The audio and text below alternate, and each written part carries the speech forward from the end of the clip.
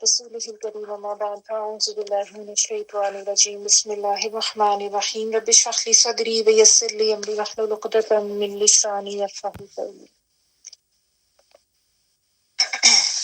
اللهم ارزقني التفكر والتدبر بما يتلوه لساني من كتابك والفهم له والمعرفة بمعاني والنظر في عجائبه والعمل بذلك ما بقيت إنك على كل شيء قدير اللهم فقهنا في الدين آمین یا رب العالمین۔ جی کلاس اپنا لیکچر سٹارٹ کرنے سے پہلے نا ہم تھوڑا سا ذرا میں چاہ رہی تھی کہ محرم کے حوالے سے بات کر لیتے ہیں۔ محرم کا مہینہ سٹارٹ ہو چکا ہے اور اس مہینے کی بھی فضیلت ہے۔ اسلامی کیلنڈر کا پہلا مہینہ ہے، یہ تو ہم سب کو پتہ ہی ہے۔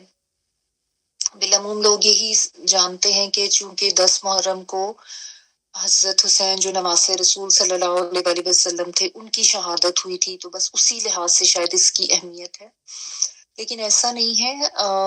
اصل میں ایک تو اس مہینے کے حوالے سے یہ بھی ہے کہ یہ حرمت والے جو 4 مہینے بتائے گئے ہیں انہی میں سے ایک مہینہ یہ بھی ہے، ٹھیک ہے، رجب، ذوالقعدہ، ذی الحج اور محرم۔ اچھا، پھر نبی صلی اللہ علیہ وسلم کی احادیث سے جو اس مہینے کی اہمیت پتہ چلتی ہے وہ یہ ہے کہ اللہ سبحانہ تعالیٰ کو رمضان کے بعد جس مہینے کے روزے بہت اللہ تعالیٰ کے ہاں جن کی فضیلت ہے وہ اس مہینے کے ہیں، ٹھیک ہے، اور اس میں بھی پھر جو اس 10 تاریخ کا یعنی 10 محرم کا جو روزہ ہے اس کی فضیلت بیان کی گئی ہے نبی صلی اللہ علیہ وسلم کی حدیث کے مطابق کہ گزشتہ 1 سال کے گناہوں کا کفارہ بنتا ہے یہ والا جو روزہ ہے، ٹھیک ہے۔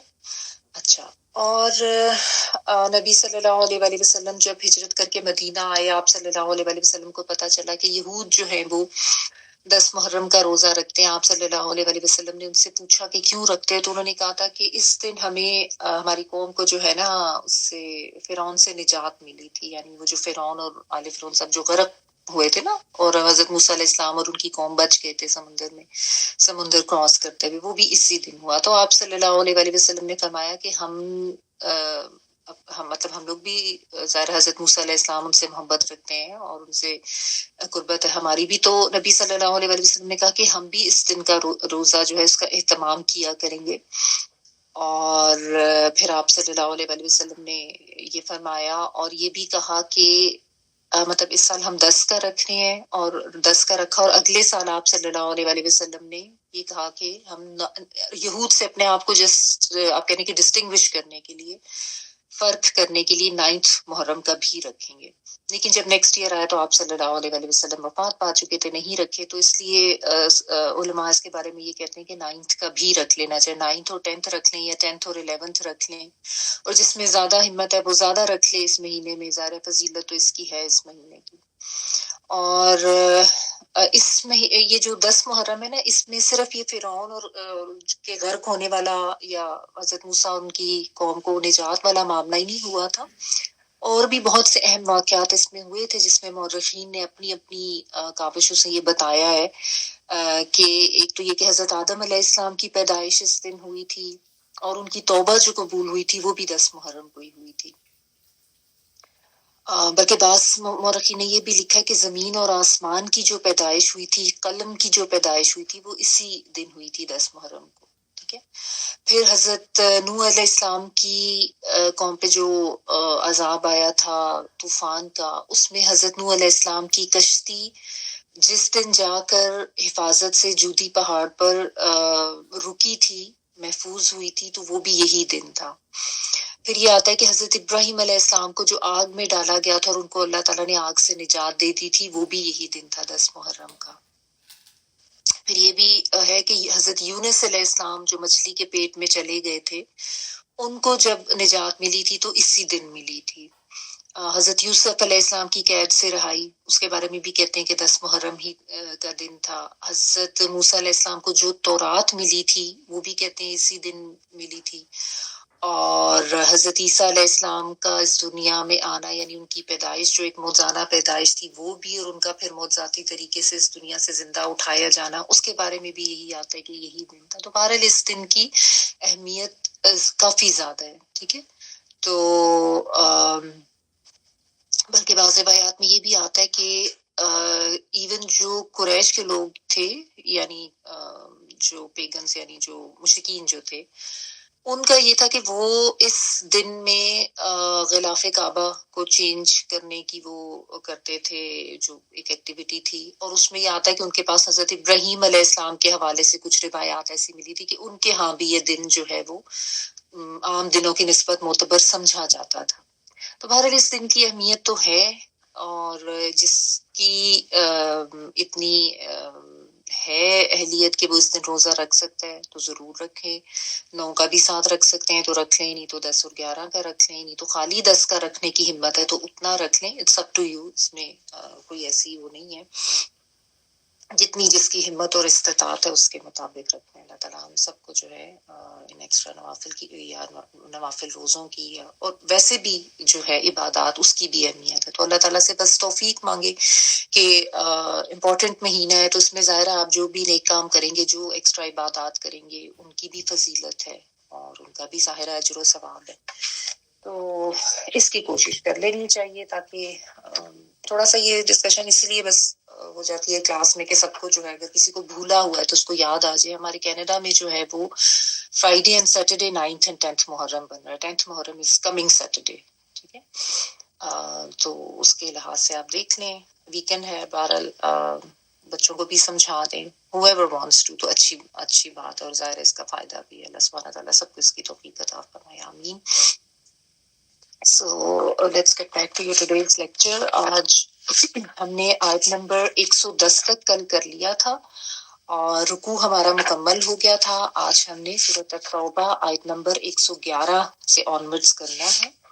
کل جو ہم نے آیات کی تھی اس میں مسجد ضرار کے حوالے سے پڑھا تھا کہ اللہ سبحانہ تعالیٰ کی طرف سے حقیقت بیان کر دی گئی تھی کہ یہ مسجد جو ہے یہ کفر کی یہ تعمیر کی گئی ہے اور مسلمانوں کو نقصان دینے کے لیے، ان کی وحدت اور ان کی جو ایک شرازہ بکھیرنے کے لیے یہ کی گئی ہے، اسلام کو نقصان دینے کے لیے یہ مسجد جو ہے وہ تعمیر کی گئی ہے. تو اس لیے اس کو ختم کرنے کا حکم دیا گیا اور نبی صلی اللہ علیہ وسلم نے اس کو جواب بھی دیا تھا. اور آپ صلی اللہ علیہ وسلم کو بہت کیٹیگوریکلی اللہ تعالیٰ کی طرف سے منع کیا گیا کہ آپ نے اس مسجد میں کھڑے نہیں ہونا بالکل بھی. اور کیونکہ آپ صلی اللہ علیہ وسلم اس چیز کے بارے میں کہہ گئے تھے جب ان کو آ کے کہا تھا منافقین نے، تو آپ صلی اللہ علیہ وسلم نے ایگری کیا تھا کہ میں واپس آ جاؤں تبوک سے تو پھر یہاں نفل پڑھ لوں گا، کیونکہ آپ صلی اللہ علیہ وسلم کو تو یہی پتا تھا کہ ایک مسجد تعمیر کی گئی ہے. تو پھر اللہ تعالیٰ نے بتایا کہ جس مسجد کی بنیاد تقویٰ پر رکھی گئی ہو وہ تو زیادہ حقدار ہے کہ آپ وہاں جائیں اور وہاں پہ آپ کھڑی ہوں. اور پھر اس میں نے آپ کو بتایا تھا اہل قباء کی طہارت کی تعریف اللہ تعالیٰ نے کی، اور یہ بھی بتایا کہ اللہ تعالیٰ پاک رہنے والوں سے محبت کرتے ہیں. اس کو بھی ہم نے تفصیلاً کل دیکھا تھا کہ طہارت جو ہے اس کی ہمارے دین میں بہت زیادہ اہمیت ہے. اور پھر یہ بھی اللہ سبحانہ تعالیٰ نے اس مسجد ضرار کے بارے میں بتایا کہ اس کی تو جو بنیاد ہے وہ چونکہ ظاہر ہے کفریہ مقاصد کے لیے رکھی گئی تھی، منافقت کی نیت سے رکھی گئی تھی اور اللہ اور اس کے رسول اور اس کے دین کے ساتھ دشمنی کرنے کے لیے رکھی گئی تھی. تو اللہ تعالیٰ نے فرمایا کہ جس مسجد کی بنیاد تقویٰ اور اللہ کی رضامندی کے لیے رکھی گئی ہو وہ زیادہ اچھی ہوگی، یا جس کی بنیاد ایک کسی عمارت کی بنیاد اگر ایسی کھوکھلی زمین پر رکھی گئی ہو جو کہ نیچے سے بالکل کٹی پھٹی ہے اور اس کو پھر اور وہ بالکل گرنے والی اور وہ گرے بھی کہاں پہ گرے گی بھی، وہ جہنم کی آگ میں، تو کیا وہ عمارت بہتر ہے؟ تو یعنی ایک طرح کا موازنہ کیا گیا تھا دو کرداروں کا، ایک منافق اور اس کے عمل کے بارے میں بتایا گیا، اور پھر ایک مومن اور اس کی سچی اور خالص نیت کے ساتھ کیے جانے والے اعمال کا یہ موازنہ کر کے ہمیں یہ بتایا گیا کہ ہم یہ دیکھیں کہ ہم اپنی تعمیر حیات کس بنیاد پر کر رہی ہیں، ہم اپنے اعمال کی بنیاد کس طرح سے رکھتے ہیں. ٹھیک ہے. اور پھر یہ بھی اللہ سبحانہ تعالیٰ نے بتا دیا کہ یہ جو مسجد اور اس کو ختم کیا گیا. یہ ہمیشہ سے جو ہے نا، یہ ان کی جو عمارت جو انہوں نے بنائی تھی ہمیشہ ان کے دلوں میں شک کا سبب بنی رہے گی، کھٹکتی رہے گی، اور یہاں تک کہ ان کو موت ہی واقع ہو جائے. یعنی انہوں نے اتنا کبھی جرم کیا کہ اب ان کو ہدایت نہیں ملنی، اتنا بڑے جرم کا انہوں نے ارتکاب کیا. تو اسی پہ اگر ان کی جو ہے وہ موت ہو جائے گی، اور یہ اسی شک اور اسی منافقت کے ساتھ ہی اس دنیا سے جائیں گے. اور یہ کہ اللہ سبحانہ تعالیٰ تو خوب علم رکھنے والے اور حکمت والے، اللہ کو اچھی طرح سے پتا ہوتا ہے ہر ایک کی نیتیں کیا. اس کے آگے آیت نمبر 111 میں پڑھ رہی ہوں. ان اللہ اشتری من المؤمنین انفسهم واموالهم بان لهم الجنہ یقاتلون فی سبیل اللہ فیقتلون ویقتلون وعدا علیہ حقا فی التوراة والانجیل والقرآن ومن اوفى بعہدہ من اللہ فاستبشروا ببیعکم الذی بایعتم به وذلک هو الفوز العظیم. اللہ تعالیٰ نے مومنین سے ان کی جانیں اور ان کے مال اس چیز کے عوض خرید لیے ہیں کہ جنت ان کو ملے گی. وہ اللہ کے راستے میں جنگ کرتے ہیں، جس کے نتیجے میں مارتے بھی ہیں اور مرتے بھی ہیں. یہ ایک سچا وعدہ ہے جس کے بارے میں اللہ تعالیٰ نے تورات اور انجیل میں بھی بتایا ہے، اور قرآن میں بھی. اور کون ہے جو اللہ سے زیادہ اپنے عہد کو پورا کرنے والا ہو؟ لہٰذا اپنے اس سودے پر خوشیاں مناؤ جو تم نے اللہ سے کر لیا ہے، اور یہی بڑی زبردست کامیابی ہے. پہلے لفظی ترجمہ دیکھ لیتے ہیں.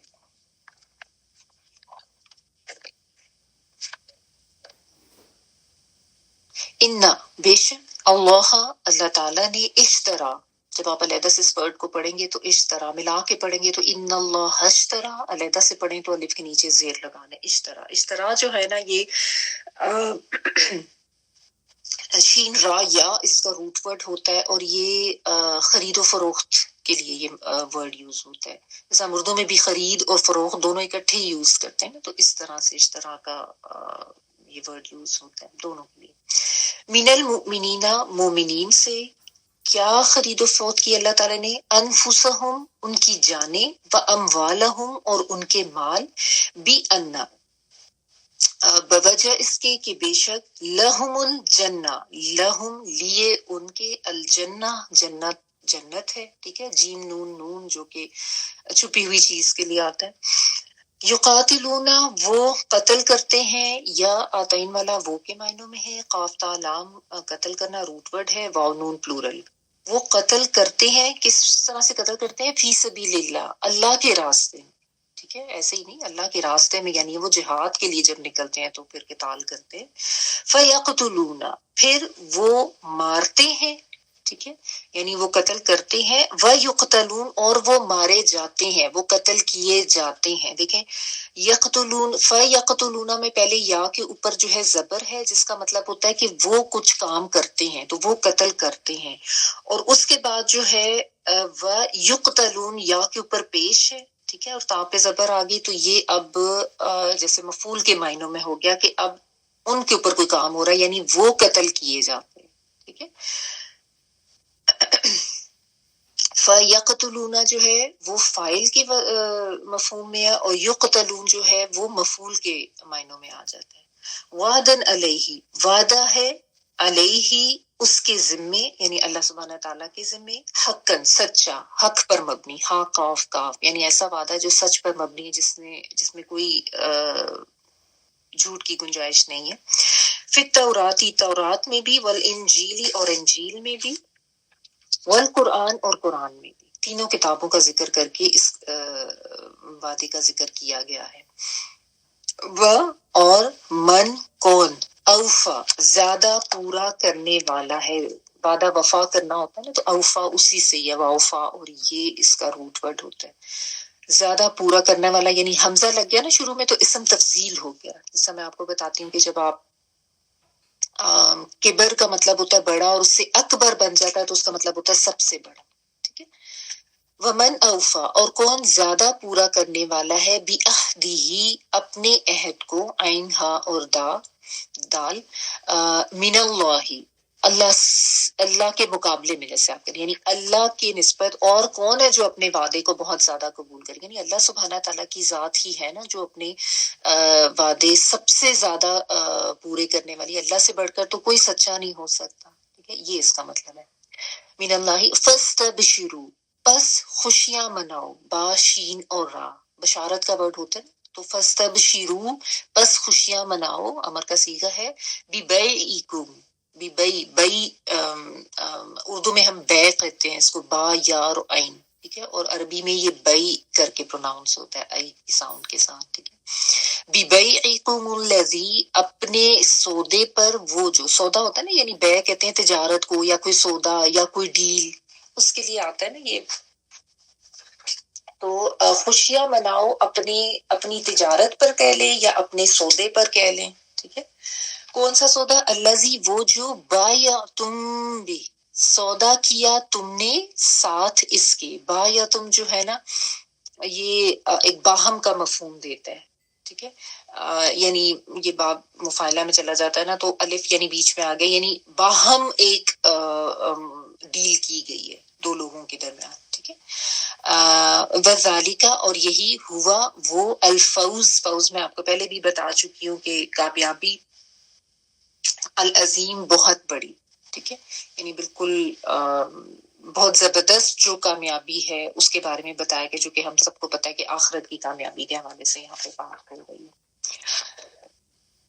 اب یہ جو آیت ہے نا، اس میں اللہ سبحانہ تعالی اور جو اہل ایمان ہیں ان کے درمیان کیے جانے والے ایک سودے یا ایک تجارت یا کسی ڈیل کے بارے میں بات کی گئی ہے، اس کے بارے میں بتایا گیا، ٹھیک ہے، کہ اللہ سبحانہ تعالیٰ نے مومنین کی جانیں اور ان کے مال خرید لیے ہیں، کس بدلے میں؟ کہ ان کو جنت ملے گی۔ دیکھیں سودا یا خرید و فروخت اسی طرح ہوتی ہے نا کہ آپ یا تو کوئی چیز ایکسچینج کرتے ہیں، ایک چیز دے کے اس کے بدلے کوئی چیز لے لی جاتی ہے، یا کوئی پیسے دے کے اس کے بدلے کوئی چیز خرید لی جاتی ہے، اس لیے خرید و فروخت یعنی ایک خریدار ہوتا ہے اور ایک جو ہے وہ مالک ہوتا ہے چیز کا جو چیز کو بیچ رہا ہوتا ہے، پھر ایک چیز بھی ہوتی ہے بیچ میں جس کے بارے میں وہ سودا کیا جا رہا ہے، تو خرید و فروخت اسی طرح سے ہوتی ہے نا۔ تو یہاں پہ اللہ سبحانہ تعالیٰ نے کیا کہا ہے کہ میں تمہیں جنت دوں گا اور اس کے بدلے میں تم سے خرید کیا رہا ہوں؟ تمہاری جانیں اور تمہارے مال، ٹھیک ہے۔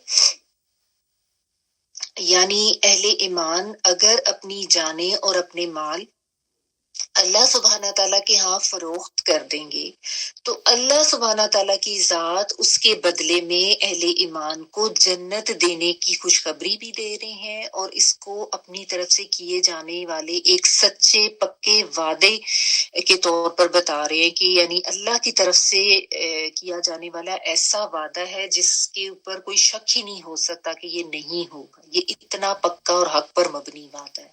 تو نہیں اللہ سبحانہ تعالیٰ خود بتا رہے ہیں کہ اہل ایمان کے ساتھ ایک سودا کیا جا رہا ہے جب بھی کوئی ایمان لاتا ہے۔ تو اصل میں جو بھی سچے دل سے ایمان لاتا ہے نا وہ حقیقت میں خود کو اللہ تعالیٰ کے ہاں بیچ دیتے ہیں، ٹھیک ہے۔ تو اب اس میں اگر آپ ذرا تھوڑا سا اس کے اوپر اگر غور کریں نا کہ دیکھیں نہ تو اللہ سبحانہ تعالیٰ کو ہمارے اس مال کی ضرورت ہے، مطلب ہمارے یہ 2-4 ٹکے یا کوئی اس طرح کی کوئی پیسے ان کی اللہ سبحانہ تعالیٰ کو تو ضرورت نہیں ہے، ٹھیک ہے۔ اللہ تعالیٰ کو ہماری جانوں کی بھی کوئی ضرورت نہیں ہے، اور اس کے بعد آپ سب سے بڑی بات یہ دیکھیں سمجھنے کی یہ ہے کہ اصل میں یہ جان اور مال ہے کس کا؟ ہے ہی اللہ سبحانہ تعالیٰ کی ذات کا، تصرف تو اللہ تعالیٰ کا ہی ہے نا، یہ جان بھی اللہ سبحانہ تعالیٰ کی دی ہوئی ہے، یہ مال بھی اس کا دیا ہوا ہے، ہماری زندگی میں جو کچھ بھی آسائشیں ہیں جو بھی نعمتیں سب اللہ تعالیٰ کی طرف سے دی ہیں۔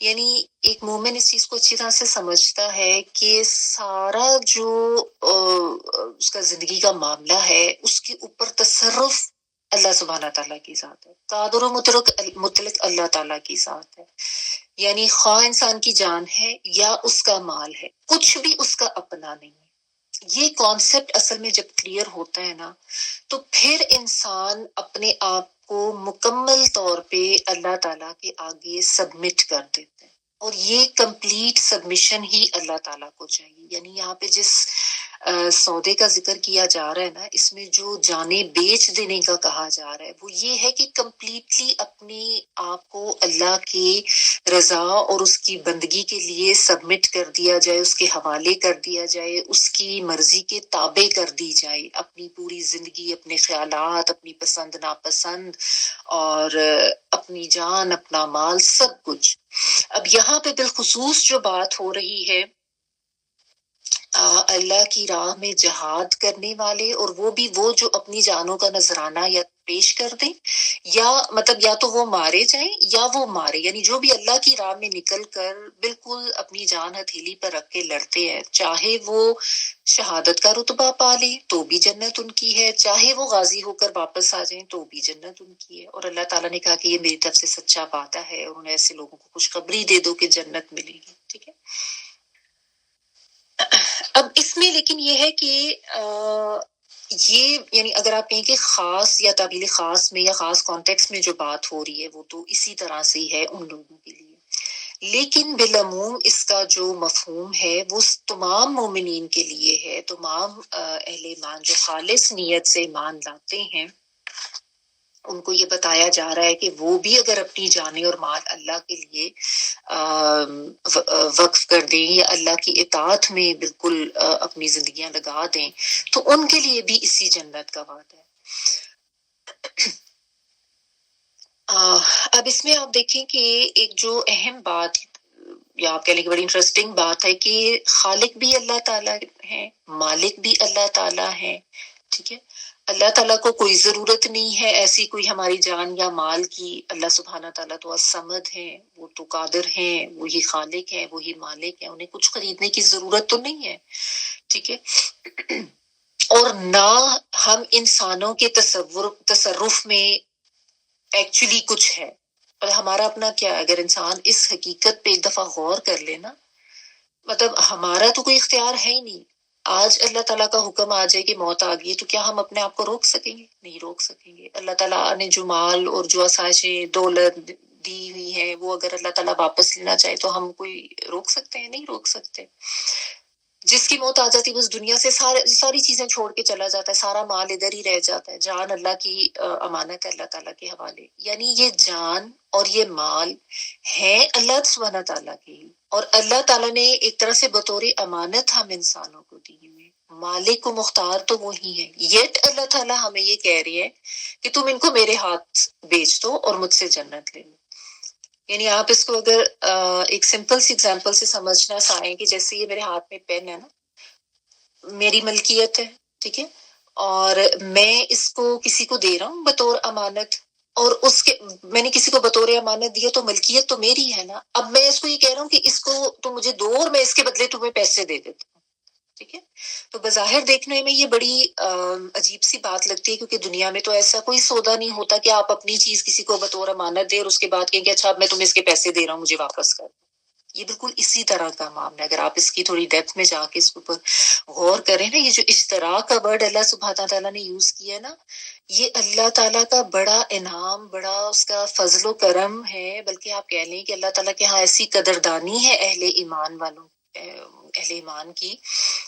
اور ایمان والوں کو اللہ سبحانہ تعالیٰ کی طرف سے ایک طرح سے یہ آنر دیا جا رہا ہے کہ مالک اللہ تعالیٰ ہی ہے، یٹ وہ اتنا آنر انسان کو دے رہے ہیں کہ میں نے جو یہ چیزیں بطور امانت تمہیں دی ہیں نا، تم ان کو میرے ہاتھ بیچ دو اور میں تمہیں سب سے قیمتی چیز جو تمہیں تمہاری اگلی زندگی، آنے والی زندگی میں ہے، جنت کی صورت میں وہ تمہیں دوں. ٹھیک ہے. تو اگر آپ اس چیز کو سمجھیں تو پھر انسان کو احساس ہوتا ہے کہ اللہ تعالیٰ کا فضل اور اس کا انعام و کرام، اور وہ کتنے رحیم اور کتنے رحمان ہیں کہ اپنی چیز کے بارے میں ہمیں یہ کہہ رہے ہیں کہ یہ مجھے دے دو. حالانکہ اللہ سبحانہ تعالیٰ نہ بھی یہ کہتے، کوئی ہمیں ایسا اشترا یا ایسی بے یا ایسا سودا ہمارے ساتھ نہ بھی کرتے تو ہم نے کیا کر لینا تھا. جان تو پھر بھی اپنی نہیں ہے، مال تو پھر بھی اپنا نہیں ہے.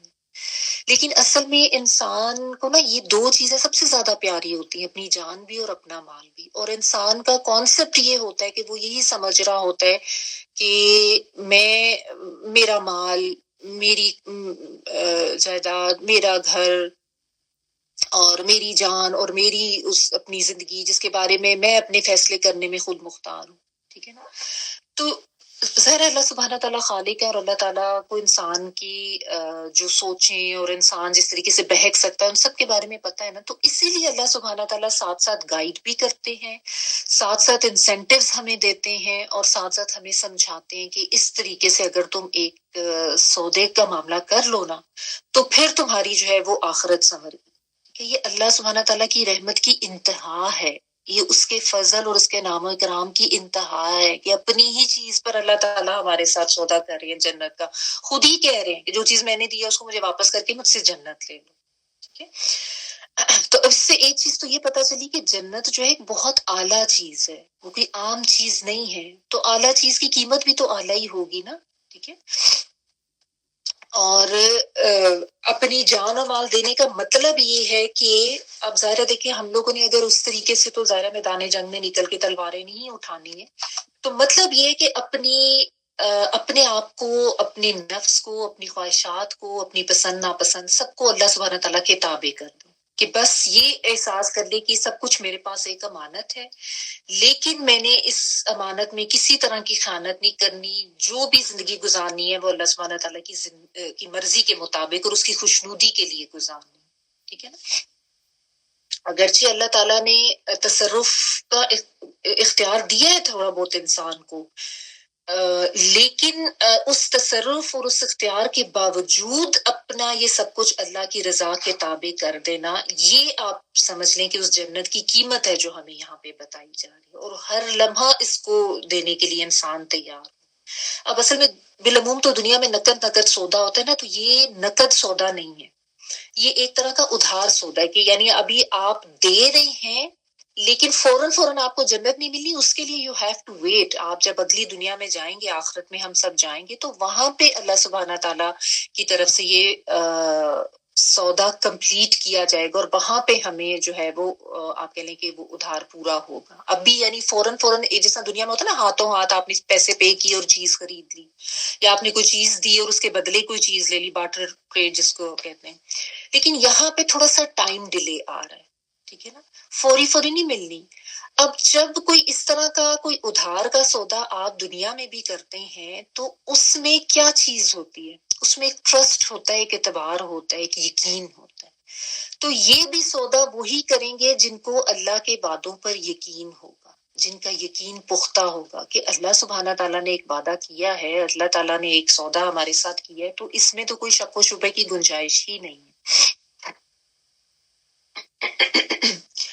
اور پھر اللہ تعالیٰ نے کہا وعدن علیہ حقن، اللہ تعالیٰ کی طرف سے کہہ دیا گیا ایک تو میری طرف سے وعدہ ہے اور سچا ہے. مزید اس کو جو ہے اللہ سبحانہ تعالیٰ نے اس کی سچائی کو واضح کیا. اس وعدے کی جو اہمیت ہے وہ یہ بتائے گی کہ اول تو اللہ سبحانہ تعالیٰ کی طرف سے اتنا کہہ دینا ہی کافی تھا کہ تم مجھے یہ دو اور میں تمہیں جنت دوں گا، لیکن اس کو مزید جس طرح انڈورس کیا جا رہا ہے اللہ سبحانہ تعالیٰ کی طرف سے، اور مزید اس کی حقانیت بیان کرنے کے لیے، یا آپ یہ کہہ لیں اللہ سبحانہ تعالیٰ کو ظاہر ہے اس کے بارے میں اس کی سچائی ثابت کرنے کی تو ضرورت نہیں ہے، لیکن انسان کی تسلی کرانے کے لیے، اس کو یقین دہانی کرانے کے لیے اللہ تعالیٰ نے کہہ دیا کہ یہ تورات میں بھی وعدہ کیا گیا تھا، یہ انجیل میں بھی کیا گیا تھا، اور اب یہ اس قرآن مجید میں بھی کیا گیا ہے.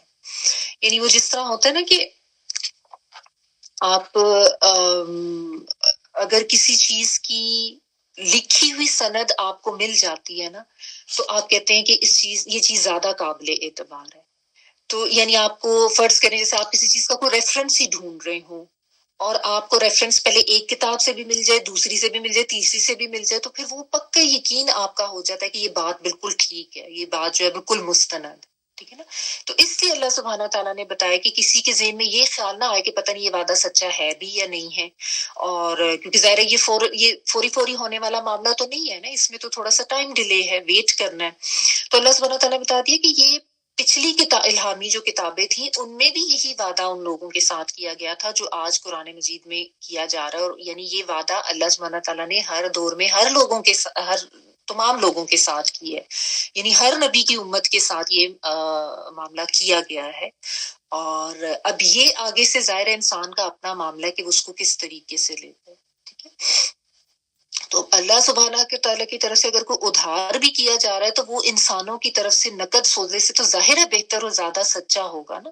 تو اس لیے کہا گیا کہ اب خوشیاں مناؤ کہ دنیا میں جو ہے تم نے اپنی جان اپنا مال سب اس پہ تصرف اللہ کا سمجھتے ہوئے اللہ کی اطاعت میں اس کو لگا دیا تو تم نے بڑا زبردست سودا کر لی ہے. ٹھیک ہے.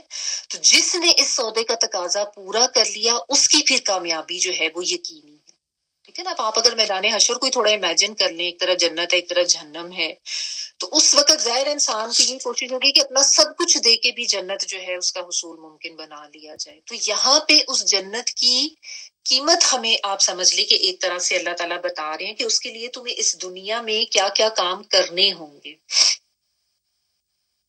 کہ انسان سے پھر مطلوب بھی تو کچھ ہے نا کہ وہ بھی کچھ کرے، کہ ہر طرح کی قربانی پھر اللہ تعالیٰ کے لیے دینے کے لیے وہ تیار ہو. یہ تو مطلب ایک طرح سے مطلب ہمیں سمجھانے کے لیے یہ اس طریقے سے بے اور اشترا یہ الفاظ یوز کیے گئے نا. مطلب یہ ہے کہ آپ نے اپنا نفس اور اپنی ساری جو زندگی ہے وہ اللہ کی تابع کر کے اور اللہ کی مرضی کے مطابق گزارنی. ٹھیک ہے نا. اب جنت کے حصول کے لیے ظاہر ہے وہ کرنسی بھی تو چاہیے نا ہمیں. ایک اتنا اہم اتنا زبردست گھر ہے جو ہمیں لینا ہے، تو اس کے لیے ہمارے پاس کوئی مال کوئی پیسہ کوئی کرنسی کچھ ہونی چاہیے نا. جنت کا حصول آسان تو نہیں ہے. یعنی جو جنت کا شوق رکھتا ہے وہ اس چیز کو سمجھ لے کہ اس کو جنت کی قیمت دینی ہوگی. اب دیکھیے دنیا میں بھی آپ کو کوئی گھر بغیر قیمت کے تو نہیں مل جاتا. آپ کو کتنی ایفرٹ کرنی پڑتی ہے، آپ کو اتنا مال آپ کے ہاتھ میں ہونا چاہیے، پھر آپ کتنی ایفرٹ بھی کرتے ہیں، کتنے مختلف مراحل سے گزرتے ہیں. اور ہم یہ سمجھتے ہیں خواہشات تو سب نے رکھی نے کہ ہاں ہم جنت میں چلے جائیں، ہم نے یا لوگ سمجھتے ہیں کہ بس ہم نے کلمہ پڑھا ہوا تو ہم جنت میں ہی چلے جائیں گے. ایسا اتنا سستا سودا نہیں ہے جنت.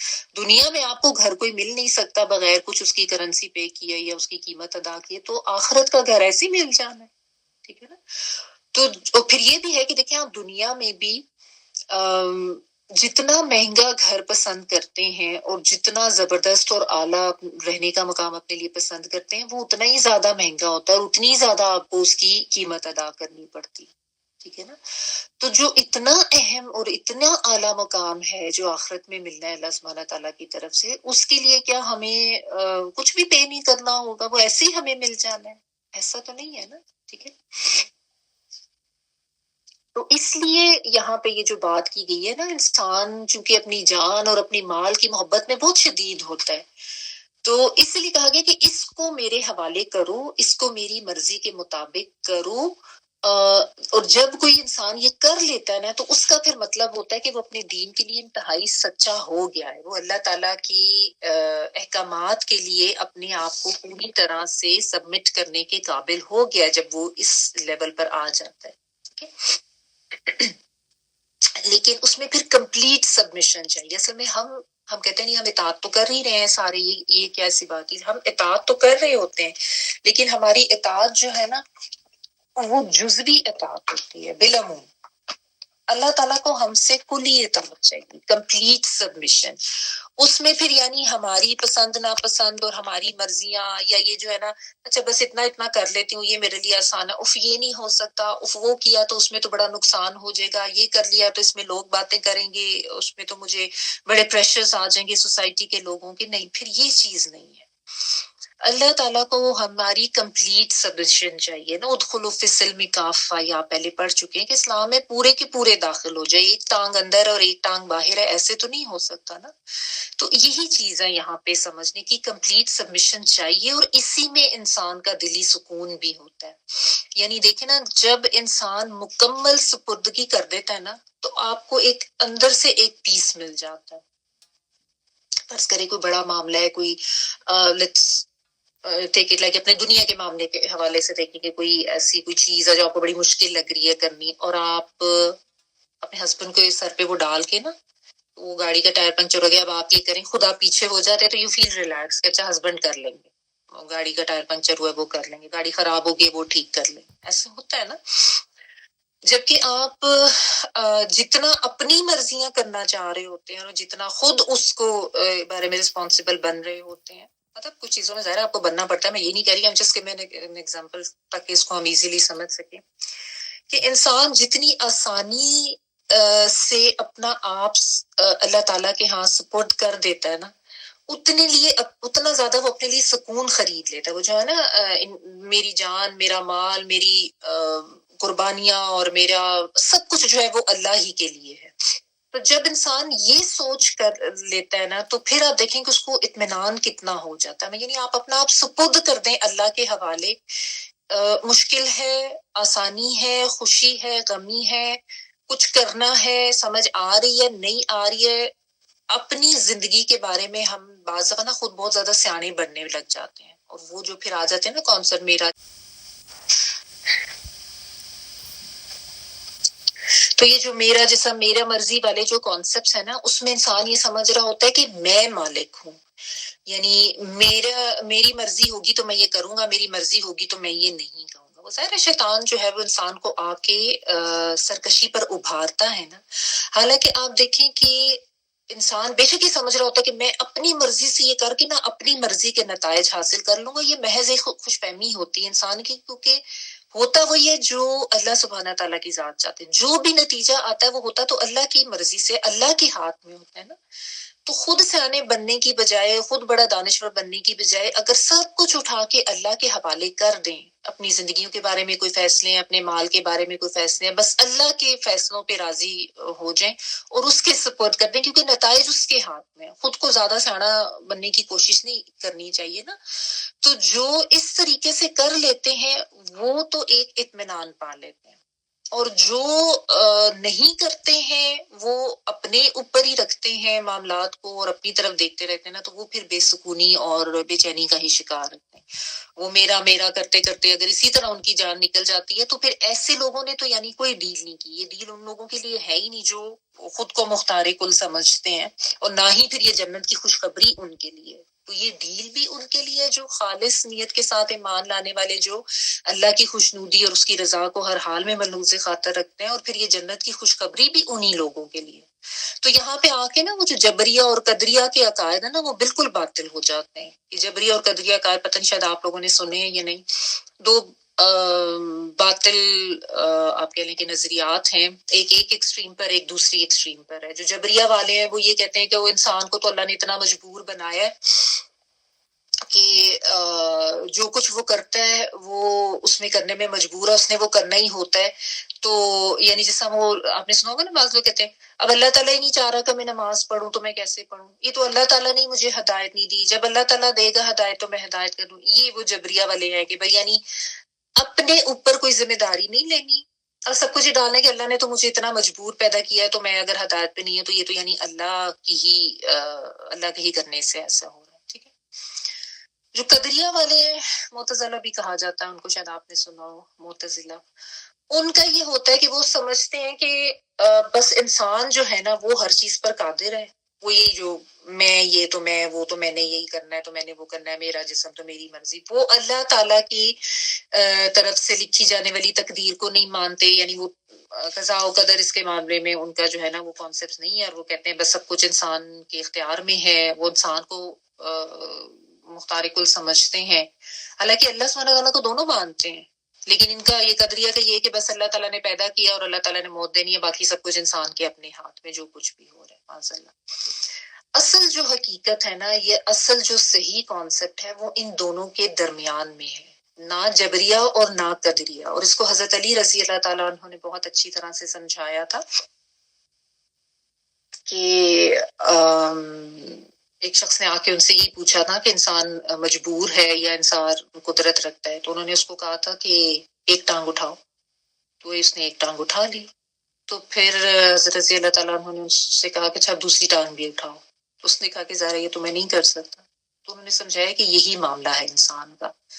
کچھ معاملات ایسے ہیں جس میں انسان کو اختیار دیا گیا ہے, کچھ معاملات ایسے ہیں جس میں انسان جو ہے وہ بالکل بے اختیار ہے. مطلب اب دیکھیں نا, کسی کو بخار ہو جاتا ہے تو وہ کیا کر سکتا ہے, اپنے اختیار سے تو اس نے نہیں اپنے آپ کو بخار چڑھایا. ٹھیک ہے نا. کوئی بیماری آ گئی، کسی کے کوئی پیسے جو ہے وہ گم ہو گئے ہیں، یا کچھ بھی ایسا نقصان ہو جاتا ہے جس پہ انسان کا اپنا کوئی اختیار نہیں ہے، تو وہ اللہ سبحانہ تعالیٰ کی مرضی۔ ہاں لیکن کچھ معاملوں میں اختیار انسان کو دیا گیا ہے۔ اب کوئی شخص جو ہے وہ جا کے چوری کر لیتا ہے، یا کسی کو دھوکہ دیتا ہے، فراڈ کرتا ہے، ظلم کرتا ہے، رشوت لیتا ہے، اس کو مطلب یہ اچھائی برائی کی تمیز ہے لیکن وہ جا کے غلط طریقے سے پیسے کما رہا ہے، یا اگر وہ زنا کی طرف جا رہا ہے، حرام کھا رہا ہے، تو یہ تو سارے اس کے اپنے فیصلے ہیں نا، اور اس پہ ان کو اختیار تھا۔ اسی لیے جو انسان کا حساب کتاب یا مواخذہ ہونا ہے نا، وہ بھی اختیاری معاملات پر ہونا ہے، ٹھیک ہے؟ یعنی جس میں انسان کو اختیار ہے اسی پہ انسان کا مواخذہ ہونا ہے۔ اس چیز پہ اس سے مواخذہ نہیں ہوگا کہ اب تم بیمار ہو گئے تھے تو تم نے بیٹھ کے نماز کیوں پڑھی، یا تم بے ہوش ہو گئے تھے تو تمہاری نماز کیوں مس ہوئی۔ ظاہر ہے جس چیز پہ انسان کا اختیار نہیں ہے اس کے اوپر انسان سے مواخذہ بھی نہیں ہونا۔ تو یہ اختیاری معاملات جو ہیں وہ بھی انسان کے ساتھ ہیں، اور کچھ ایسے معاملات ہیں جو کہ جن کے اوپر انسان کا اختیار، ان کو اضطراری معاملات اردو کی ٹرمینالوجی یہ یوز کی جاتی ہے، تو اس میں ظاہر انسان کا حساب کتاب بھی نہیں ہے۔ تو میں آپ کو یہ بتا رہی تھی کہ وہ جبریہ اور قدریہ والے جو عقائد ہیں نا، یہاں کے سارے ٹھپ ہو جاتے ہیں۔ یعنی آپ دیکھ لیں کہ یہاں پہ انسان کو بڑی اچھی طرح سے یہ سمجھا دیا گیا ہے کہ یہ تم میرے حوالے کر دو اپنی جان اور مال، تو پھر تمہیں جو ہے اس کے بدلے جنت مل جائے گی، ٹھیک ہے؟ تو اب انسان کی اپنی ڈسکشن پہ چھوڑا گیا ہے کہ وہ کس طریقے سے یہ اپنی زندگی کا معاملہ کرتا ہے، کیا وہ اس بے، کیا وہ اس اشترا یا اس تجارت کو جو ہے وہ اللہ سبحانہ تعالیٰ کے ساتھ کرنے پر راضی ہے یا نہیں ہے، یا اس کے لیے وہ جو قربانیاں دینے کی ضرورت ہے وہ کرنے کے لیے راضی ہے یا نہیں ہے۔ اب دیکھیں نا، اس میں یہی ہے کہ آپ جب اللہ تعالیٰ کے احکامات کے آگے اپنے آپ کو پوری طرح سبمٹ کر دیتے ہیں نا، تو پھر اللہ سبحانہ تعالیٰ کی رضا اور اس کی رضا کے لیے کیے جانے والے کام، یا اس کی دین کی حدود میں رہنے کے لیے کیے جانے والے کام، یا اس کے دین کے لیے کوئی اگر آپ کچھ وقف کر رہے ہیں اپنا وقت یا اپنی صلاحیتیں، ان سب چیزوں کو نا پھر انسان سب سے زیادہ پرائیورٹائز کر کے اپنا آپ کہہ لیں کہ اپنا ایک ذاتی کام سمجھنا شروع کر دیتا ہے۔ یعنی دیکھیں نا، بہت سے ہمارے ذاتی کام ہوتے ہیں نا جس میں ہم کوئی کمی بھی نہیں آنے دیتے، اور کسی کو کر کے ہم اس پہ احسان بھی نہیں جتاتے۔ مطلب اب میں کھانا کھاؤں گی تو میں کسی کو جا کے تو یہ نہیں کہوں گی کہ شکر کر لو کہ میں نے کھانا کھا لیے، شکر کر لو کہ میں نے سانس لے لی ہے، بیکاز آئی نو کہ یہ تو میری ضرورت ہے، مجھے یہ کرنا ہی کرنا ہے۔ لیکن جہاں پہ اللہ تعالیٰ کے احکامات اور دین کے احکامات کی بات آتی ہے نا، تو اس میں ہم عموماً وہ کام کر کے احسان والا رویہ ہمارے ذہنوں میں آ جاتا ہے، جیسے ہم نے تو بڑا احسان کر لیا، ہم نے اتنا وقت لگا دیا، ہم تو بڑا کوئی اپنے آپ کو نا بڑا سمجھنا شروع کر دیتے ہیں۔ حالانکہ جس نے اب یہ سودا کر لی ہے، جس نے اپنا آپ بیچ دیا، اپنی جان بھی اپنا مال، جس نے پورا اللہ سبحانہ تعالیٰ کے تصرف کو سمجھ لیا ہے اپنی زندگی پہ، یعنی جو اپنی تعمیر حیات جو ہے وہ اس کانسیپٹ کے ساتھ کرے گا، اس کو تو پھر کچھ بھی کرنا احسان نہیں لگے گا، وہ سب چیزوں کو اپنا فرض سمجھ کے کرے گا نا۔ اور یہی انسان کی زندگی کا منہج ہونا چاہیے کہ ایسے ہی کرنے ہیں ہم نے اللہ کے دین کے کام اور اللہ کے احکامات کی پر اطاعت اور اللہ تعالیٰ کی خوشنودی کے کام، کہ جیسے ہم اپنی غرض پوری کر رہے ہیں، ٹھیک ہے، جس کے لیے ہم کسی پہ کوئی جو ہے وہ احسان نہیں جتاتے۔ اور پھر یہ بھی آپ ذہن میں رکھیں نا کہ جب ہم دنیا میں بھی کوئی چیز خریدتے ہیں، ہم اس کی چیز کی قیمت دیتے ہیں تو پھر وہ چیز ہماری ہوتی ہے نا، ایسے تو نہیں ہو جاتی۔ آپ اب یہاں پہ آپ گھر لیتے ہیں، جب تک آپ اس کی قسطیں پوری نہیں دے دیتے وہ آپ کی ملکیت میں نہیں آ جاتا۔ تو جو یعنی اس جنت کی کرنسی یا اس جنت کے حصول کے لیے جو کام کیے جانے ضروری ہیں وہ بھی تو ہمیں کرنے ہیں، اور اس طرح سے اپنے آپ کو سبمٹ کرنا ہے، تو پھر ہمیں جنت ملے گی نا۔ یعنی جب تک اس جنت کی بھی پوری قسطیں ہم ادا نہیں کریں گے نا، تو وہ جنت کا گھر بھی ہمارے نام نہیں لگے گا۔ ہم دنیا کے معاملات میں تو یہ سب کرتے ہیں اور اس کے لیے ہم اپنی جان بھی لگا دیں گے، لیکن آخرت کا جو جنت کا گھر ہے اس کے لیے ہم سمجھتے ہیں وہ ہمیں ایسی مل جانی ہے، بس ہم نے لا الہ الا اللہ پڑھا ہوا ہے، مسلمان گھرانے میں پیدا ہوئے ہیں، وہ اتنا قیمتی گھر وہ ہمیں ایسی مل جانا ہے محض خواہشات کی بنا پر۔ تو ایسا نہیں ہے۔ تو اس چیز کے اوپر تھوڑا سا سوچنے کی ضرورت ہے کہ ہم اپنا دیکھیں گھر خریدا، بیسٹ سے بیسٹ ہم کہیں گے جگہ پہ ہو، بیسٹ سے بیسٹ گھر ہو، پھر اس کے اندر ہم اس کو جب ہم نے اس کو تھوڑا اس میں کوئی فرنیچر وغیرہ لا کے رکھنا ہے یا اس کو جس طریقے سے بھی ہم نے کوئی ڈیکوریٹ کرنا ہے یا جو بھی ہے، تو اس میں بھی پھر ہم چاہتے ہیں ہم نے اپلائنسز لگانی ہے تو سب اچھی کوالٹی کی ہوں، تو ہم نے ٹائلز لگانی ہے تو بہترین کوالٹی کی ہوں کہ ہم اپنا گھر بنا رہے ہیں. ایسا ہوتا ہے نا، انسان یہی کر رہا ہوتا ہے. اور جب آپ نے بہت اچھی ٹائلز لگانی ہے، بہت اچھا فرنیچر، بہت اچھا وڈ ورک کرانا ہے، جیسے بھی آپ نے فرنش کرنا ہے اپنا گھر، فرنیچر وغیرہ جو بھی چیزیں ہیں، تو اس کے لیے پھر آپ کو بہت اچھی قیمت دینا پڑتی ہے. یہ تو نارمل سی بات ہے نا. آپ تھوڑی قیمت دیں گے تو آپ کو ہلکی چیز ملے گی. لیکن انسان کہتے نہیں، میں اپنا گھر بنا رہا ہوں، میں نے بیسٹ سے بیسٹ وڈ لگانی ہے، بیسٹ ٹائلز لگانی ہے، بہت اچھا معاملہ کرنا ہے. ٹھیک ہے نا. اور پھر اس کے لیے انسان پھر ظاہر ہے پھر وہ دن رات محنت بھی کرتا ہے اور پھر اچھی ارننگ ہو جائے تاکہ اچھی پیمنٹ کر سکے. ٹھیک ہے. تو یہی معاملہ ہے آخرت کا بھی، یہی معاملہ ہے آخرت میں ملنے والے جنت کے گھر کا بھی، کہ اگر ہم چاہتے ہیں کہ وہ بہترین اور قیمتی گھر ہمیں ملے اور اس میں بھی پھر ظاہر جنت کے تو مختلف درجات ہیں نا، اس میں بھی ہمیں یہ کہ بہترین درجے کا سب سے اچھا والا گھر ہمیں ملے، تو اسی کے مطابق محنت کرنا پڑے گی نا، اور اسی کے مطابق ہمیں اعمال کرنے پڑیں گے. جس درجے کے اعمال ہوں گے ویسے ان کا ریٹرن ملے گا. ٹھیک ہے.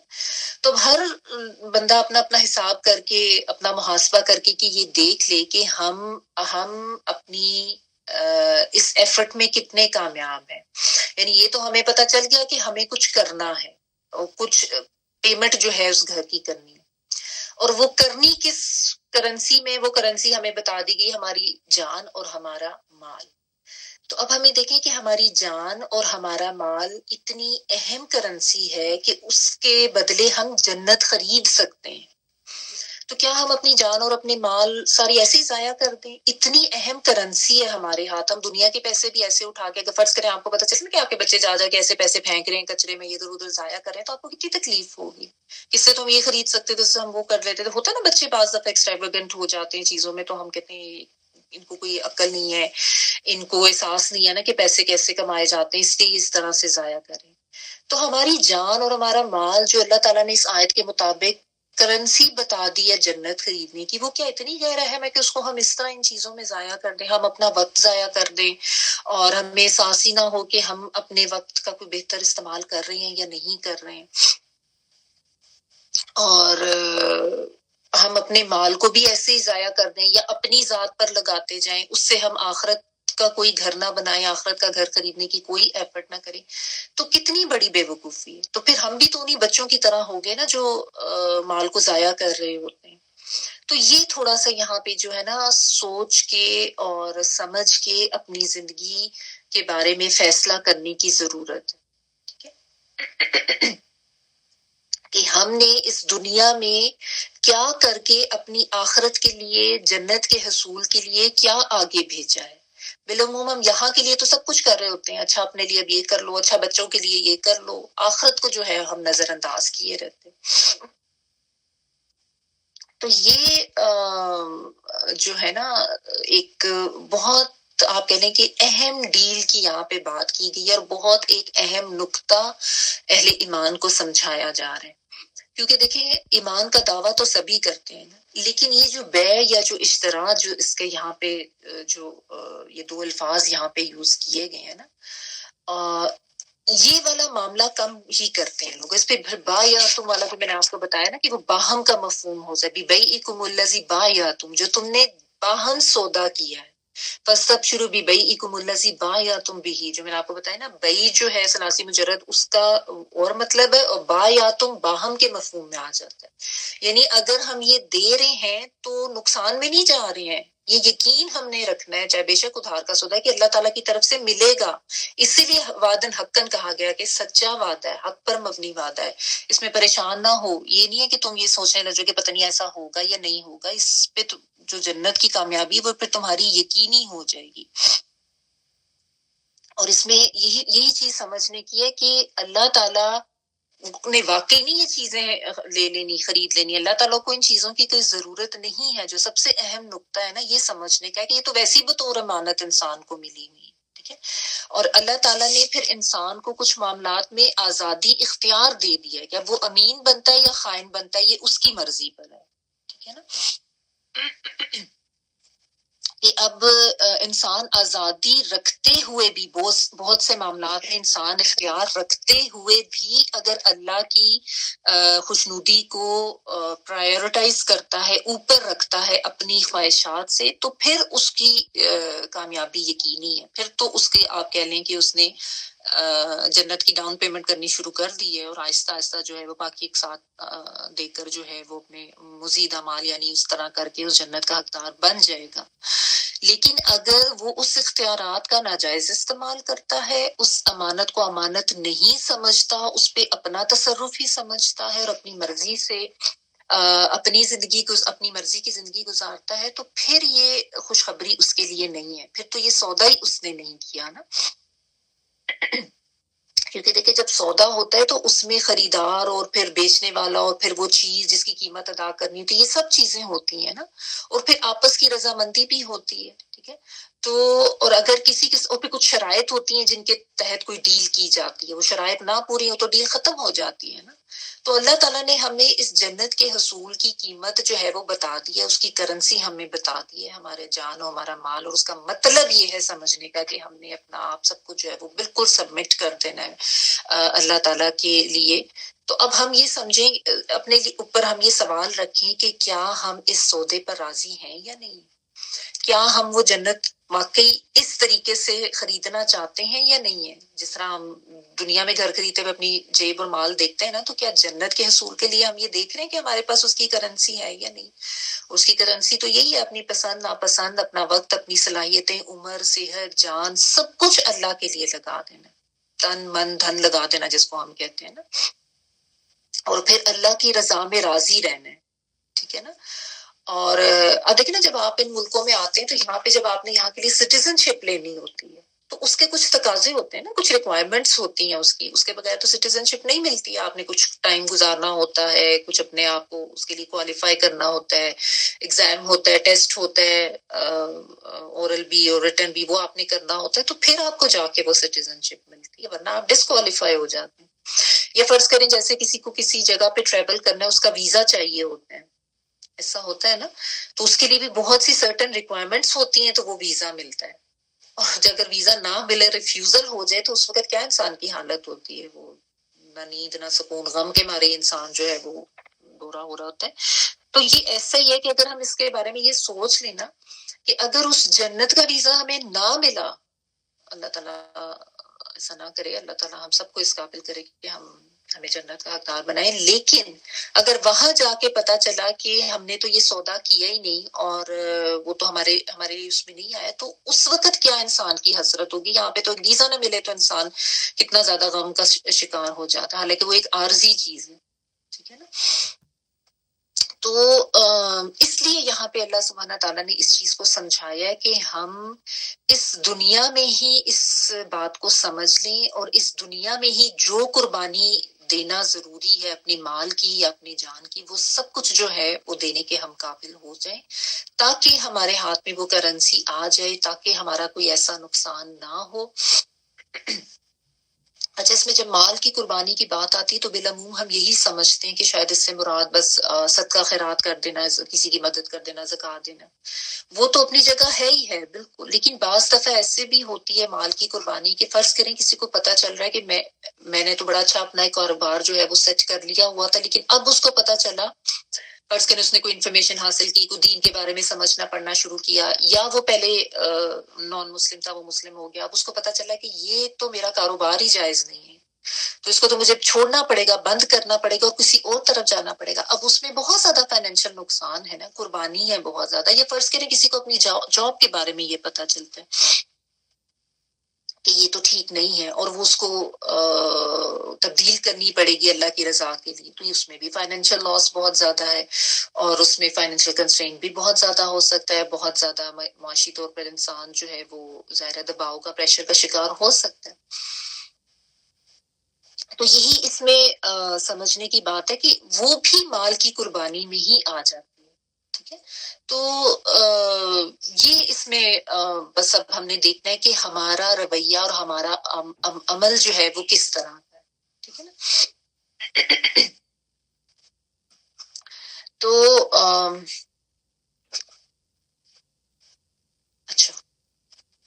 پھر اس میں نا ایک چیز میں آپ کو یہ بھی بتا دوں کہ اس کی تفاسیر میں بعض مفسرین نے یہ جو لکھا ہے نا ان اللہ اشتری من المؤمنین، یعنی جو ایک بے یا ایک جو سودے کا ذکر ہے، اس میں بعض نے بیت عقبہ بھی مراد لی ہے۔ اس سے بیت عقبہ جو ہے نا، اس کو تھوڑی سی مختصراً آپ کو تفصیل بتا دیتی ہوں کہ یہ نبی صلی اللہ علیہ وآلہ وسلم کی ہجرت مدینہ سے پہلے ہوئی تھی۔ مکہ میں کی مدینہ والوں نے تھی، یعنی یہ جو انصاری، یہ جو اوس اور خزرج کے قبائل کے لوگ تھے نا، یہ چھپکے سے گئے تھے، یعنی چھپ کے گئے۔ ظاہر آپ کو پتا ہے اس وقت حالات ایسے تھے کہ اتنا اوپنلی تو نہیں کر سکتے، تو چھپ کے گئے تھے، اور چھپ کے ہی وہاں پہ مینا کی وادی میں انہوں نے نبی صلی اللہ علیہ وآلہ وسلم کے ہاتھ پہ یہ بیعت کی تھی۔ یہ 2 دفعہ ہوئی تھی، ایک بیعت عقبہ اول ہے، اور اس کے پھر 1 سال کے بعد یہ 13 نبوی میں جو ہے نا یہ والی بیعت ہوئی تھی، اور اس میں بس ڈیسائیڈ یہی ہوا تھا کہ نبی صلی اللہ علیہ وآلہ وسلم اور صحابہ کرام اگر یہاں سے نکل کے مدینہ جاتے ہیں تو جو مدینہ کے لوگ ہیں انہوں نے بہت زیادہ اپنی جان مال بالکل بس اللہ کے ہاں بیچ دینے کا فیصلہ کیا تھا، اور یہ کہا تھا کہ بس ہم ہر طرح سے اللہ کے لیے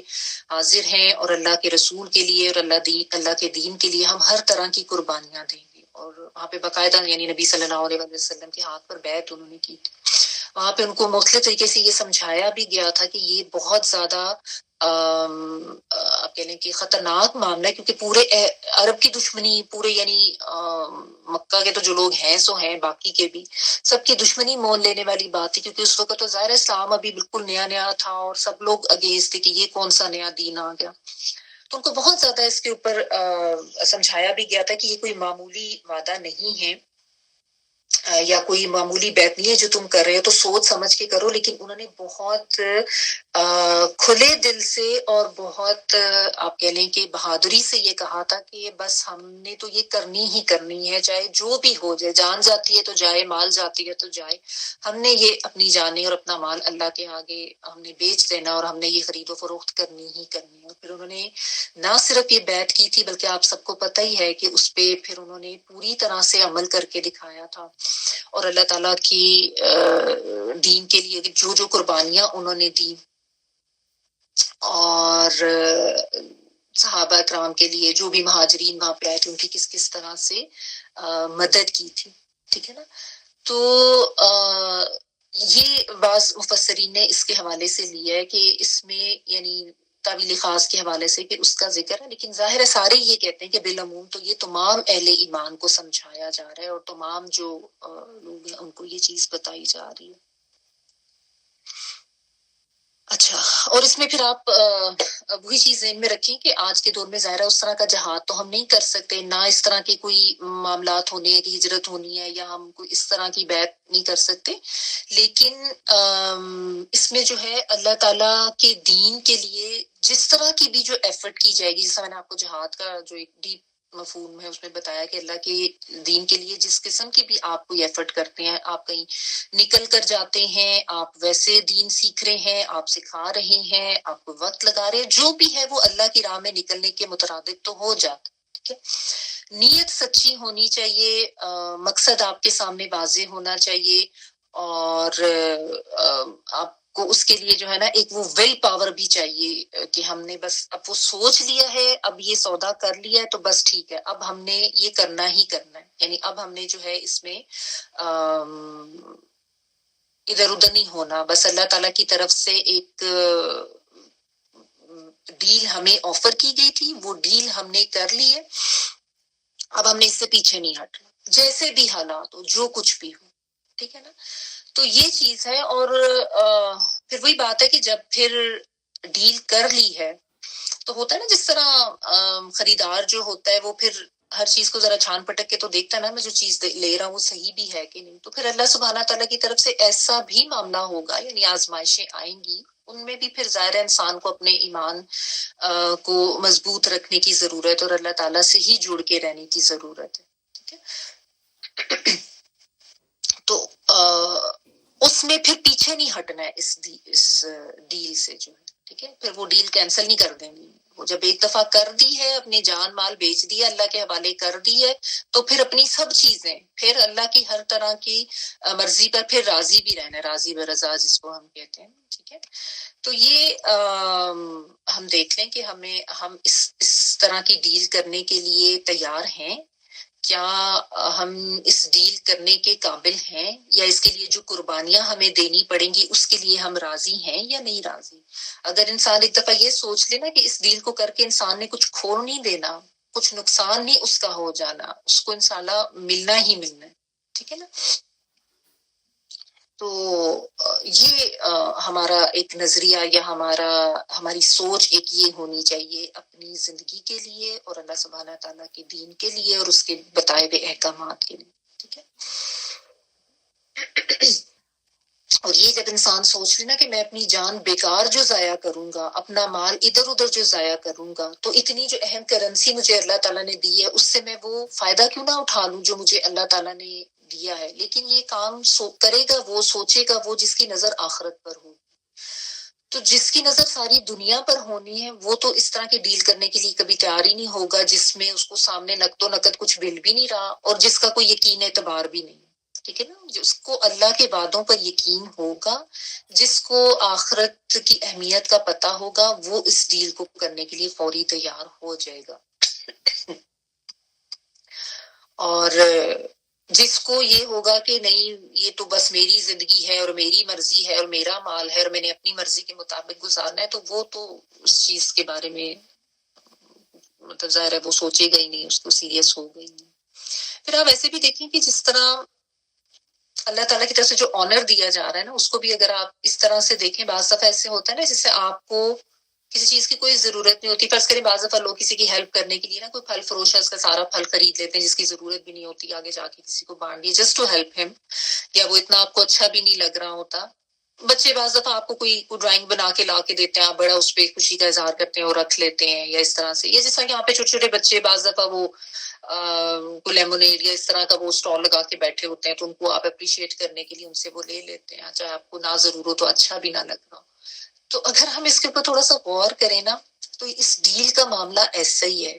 ہماری جان، ہمارا مال، اس کی اللہ سبحانہ تعالیٰ کے نزدیک کوئی اہمیت ہی نہیں ہے، نہ اللہ سبحانہ تعالیٰ کو اس کی ضرورت ہے. یہ تو اللہ تعالیٰ ہمیں خوش کرنے کے لیے، ہمیں موٹیویٹ کرنے کے لیے، ہمیں آنر دینے کے لیے یہ بات بتا رہے ہیں. ٹھیک ہے. بالکل ایسی جیسے بچے کو الٹی سیدھی لائنیں لگا کے بھی پیپر کے اوپر لے آئے نا، تو ہم ان کو اپریشیٹ کرنا لگ جاتے ہیں کہ چلو اس کا جو ہے وہ ایک دل رہ جائے، اور ہم اس کو سمجھتے ہیں کہ بڑی انتہائی قیمتی چیز ہے ہمارے لیے، ہم اس کو بڑا خوشی کا اظہار اس کے اوپر کرتے ہیں. یہ بالکل ایسا ہی معاملہ کہ ہم سے اللہ تعالیٰ ڈیل کر کے نا ایک طرح کے ہمیں ہی آنر، ہمیں عزت بخشی جا رہی ہے نا. تو ساتھ خوشخبری دی جا رہی ہے کہ خوش ہو جاؤ کہ یہ جو تمہاری جان اور مال ہے یہ کہیں ضائع نہیں ہو رہی ہے. یہ ایسا سودا ہے جس کا سودا کرنے والا اللہ سبحانہ تعالیٰ کی ذات ہے، جس کے وعدے پہ تم اچھی طرح سے یقین کر لو. ٹھیک ہے نا. تو ابھی زندگی ایک ہی دفعہ انسان کو ملی ہے، اللہ کے حکم سے یہ روح ہے زندگی میں، جب چاہے اللہ تعالیٰ نکال لیں. نہ ہم اس روح کو ڈالنے پہ اختیار رکھتے تھے، نہ اس کو نکالنے پہ اختیار رکھتے ہیں.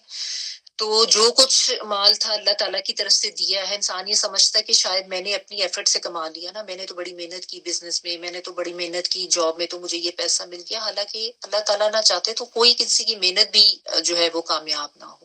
ٹھیک ہے. تو یہ اب ایسے ہی ہے کہ ہمارے لیے یہ جان اور مال سب سے قیمتی چیز ہوتی ہے، بہت بڑھ کے ہوتی ہے، اور ہم اس کے اوپر اپنا تصرف سمجھ رہے ہوتے ہیں لیکن نہیں ہوتا. بس اس میں یہ سمجھنے کے لیے یٹ وہ تصرف نہ ہونے کے باوجود ہمیں اس کی ایسی اللہ تعالیٰ نے اہمیت بتا دی کہ تم اس سے یہ کر لو کہ میرے ہاتھ اس کو بیچو اور میرے سے جو ہے وہ جنت لے لو. ٹھیک ہے نا. تو بس اپنے لیے یہ سمجھ لیں، اور اللہ تعالیٰ نے اس کو فوز العظیم کہا ہے کہ یہی عظیم کامیابی ہے جو تم اللہ اور بندے کے درمیان جو ایک یہ سودا ہو رہا ہے نا، یہ کر لو. ہے تو سب کچھ اسی کا، پھر بھی اللہ تعالیٰ اس کو ایک بے قرار دے رہے ہیں. لیکن یہ کر لو گے تو تمہاری کامیابی ہے اور تمہارے لیے خوشخبری ہے، ورنہ نہیں. ظاہر اپنی مرضی کرو گے تو اس میں تو پھر یہی ہوگا نا کہ پھر انسان اپنی مرضی کی زندگی گزار کے تو اپنی پھر من پسند زندگی گزاری ہے تو پھر رب پسند آخرت ملے گی. پھر اگر من پسند آخرت چاہیے تو زندگی رب پسند گزارنی ہے. اس چیز کو ذہن میں رکھنے کی ضرورت ہے. خسارہ نہیں کرنا اپنا آخرت کا. تو اپنے وقت کو ضائع نہیں کرنا ہے، اپنے مال کو ضائع نہیں کرنا. اگر صلاحیتیں ہیں، ابھی صحت ہے، تندرستی ہے، تو اس چیز کو ضائع نہیں کرنا. ٹھیک ہے نا.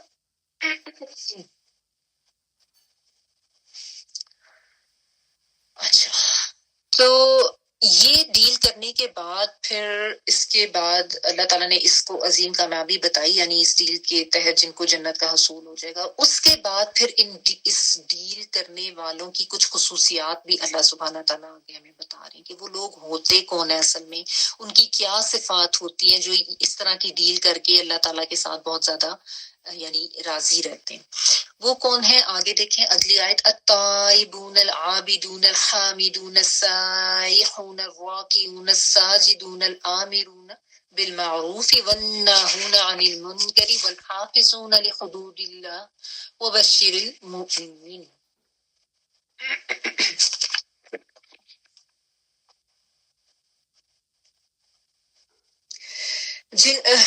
توبہ کرنے والے، اللہ کی بندگی کرنے والے، اس کی حمد کرنے والے، سیاحت یا روزہ رکھنے والے، رکوع میں جھکنے والے، سجدہ کرنے والے، نیکی کی تلقین کرنے والے، برائی سے روکنے والے، اور اللہ سبحانہ تعالیٰ کی قائم کی ہوئی حدود کی حفاظت کرنے والے، ایسے مومنین کو خوشخبری دے دیں. التائبون، تائب کی جمع ہے، تائب جو ہے وہ توبہ کرنے والا، تا واو با تابا یتوبو جس کا لفظی ترجمہ لوٹنا پلٹنا ہوتا ہے. تو التائبون پلورل ہے، توبہ کرنے والے. العابدون، عابد کی جمع ہے، عبادت کرنے والے، عین با اور دال. الحامدون جو ہے حامد کی جمع، حمد کرنے والے یعنی اللہ تعالیٰ کی تعریف کرنے والے. حمد میں شکر کا مفہوم بھی آ جاتا ہے تو اس کی تعریف و شکر ادا کرنے والے. السائحون جو سین یا ہا اس کا روٹ ورڈ ہے، جو سائح کی جمع سائحون یعنی سیاحت کرنے والے. ٹھیک ہے، اکثر ترجمے میں اس کا ترجمہ جو ہے وہ روزہ رکھنے والے بھی لکھا گیا ہے. میں بھی تفسیر میں اس کی ڈیٹیل آپ کو بتا دیتی ہوں. راکعون، را کاف اور عین جو ہے راکع کی جمع یعنی رکوع کرنے والے. ساجدون، ساجد کی جمع سجدہ کرنے والے. الامرون، عامر ہوتا ہے، امر سے ہے، امر کا مطلب ہوتا ہے نا حکم دینا، تو عامر حکم دینے والا اور اسی سے عامرون حکم دینے والے. کس چیز کا حکم دینے والے؟ معروف کا، بالمعروف یعنی نیک کاموں کا. معروف آپ کو پتہ ہے ایسے نیک اچھے کام جو کہ شرعی لحاظ سے جائز ہوں، معاشرتی لحاظ سے بھی ان کو ایکسیپٹیبل جانا جائے، اور بلکہ زیادہ ڈیٹیل میں یہ بھی کہ مسنون اعمال ہوں. ٹھیک ہے، اور ون نہ ہونا نہیں سے ہے، نہیں کا مطلب ہوتا ہے روکنا، منع کرنا. تو منع کرنے والے یا روکنے والے. انل منکر، منکر کہتے ہیں برائی کو. ٹھیک ہے، نکرا جو جس چیز کو برا سمجھا جائے، جو شرعی لحاظ سے بھی غلط ہو، عقل بھی اس کو برا کہے، معاشرتی لحاظ سے بھی غلط ہو. اس لیے شرعی لحاظ کی شرط جو ہے نا معروف اور منکر کے لیے بہت ضروری ہے، کیونکہ بہت سی چیزیں ایسی ہوتی ہیں جن کو انسان کی عقل جائز قرار دے رہی ہوتی ہے، اچھا سمجھ رہی ہوتی ہے، لیکن شرعی لحاظ سے وہ جائز نہیں ہوتی. اسی طرح منکر میں بھی انسان کی عقل تو کہہ رہی ہوتی ہے کہ اس میں کیا برائی ہے، یہ تو ٹھیک ہے، لیکن شرعی لحاظ سے وہ جائز نہیں ہوتی. تو شرعی لحاظ سے جو معروف ہو، شرعی لحاظ سے جو منکر ہو، وہی دین کی ٹرمز میں اسی کے تحت لیا جاتا ہے. والحافظون، حافظ کی جمع حفاظت کرنے والے. کس چیز کی حفاظت کرنے والے؟ لحدود اللہ، اللہ کی حدود کی، حد کی جمع. وبشر المؤمنین، اور بشارت دے دیں، خوشخبری دے دیں، شین اور را یعنی مومنین کو.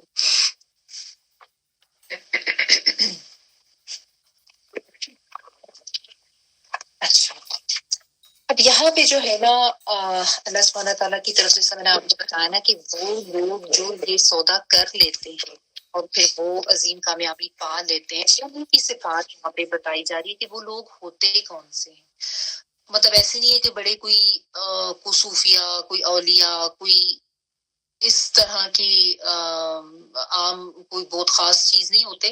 عام لوگ جن میں یہ صفات پائی جائیں گی وہ اللہ سبحانہ تعالیٰ کے ساتھ یہ سودا کرتے ہیں. سب سے پہلے التائبون، سب سے پہلی جو ان کی صفت اللہ تعالیٰ نے وہ بتائی توبہ کے حوالے سے. تابہ یتوبو کا مطلب جس طرح میں نے آپ کو بتایا نا کہ لوٹنا، پلٹنا. تو بالعموم تو اس کا مطلب یہی ہے کہ توبہ کرنے والی یعنی اتنے زیادہ کانشیس اپنی زندگی کے بارے میں کہ ان کی زندگی میں اگر ان سے کوئی لغزش ہو جاتی ہے، کوئی خطا، کوئی گناہ، کوئی بھول چک ہو جاتی ہے، تو وہ ایسے سچے خالص مومنین ہوتے ہیں چونکہ انہوں نے ظاہرہ ہر وقت اللہ کی رضا کو سب سے زیادہ اہمیت دینی ہوتی ہے، پرائرٹائز کرنا ہوتا ہے. تو وہ فوراً یہ سوچتے ہیں کہ اس طریقے سے تو اللہ تعالیٰ مجھ سے جو ہے وہ नाराज हो जाएंगे कि मुझसे ये गलत काम हुआ है, तो वो फौरन तौबा करते हैं, वो फौरन जो है अपनी उस गुनाह को धोने की कोशिश करते हैं, फौरन इस्तिग़फ़ार करते हैं। और इस्तिग़फ़ार भी फिर ज़ाहिर है इस्तिग़फ़ार की उन तमाम शराइत के साथ होगा ना कि नदामत भी हो, उसको छोड़ना भी है, आइंदा ना करने का अहद भी करना है, माजी हाल मुस्तकबिल के हवाले से जो तौबा की शराइत हम पढ़ चुके हैं कि माजी में जो हुआ उस पे नदामत, हाल में आपने उस काम को छोड़ दिया, और मुस्तकबिल के हवाले से ये कि आपने अहद कर लिया कि मैंने आइंदा नहीं करना। ठीक है ना। तो एक तो चीज इससे ये पता चली कि चाहे कितना ही भी इंसान ने सौदा कर लिया हो, किस लेवल का भी, भूल चूक हो सकती है, खताएं हो सकती हैं, गुनाह गलतियां हो सकती हैं, पांव फिसल सकता है। ये नहीं समझ लेना चाहिए कि ऐसे लोग जिन्होंने ये सौदा कर लिया बस अब वो तो दुनिया में जब तक जिंदगी गुजारते रहेंगे तो उनसे तो कभी कोई खता होनी नहीं, ऐसा नहीं है।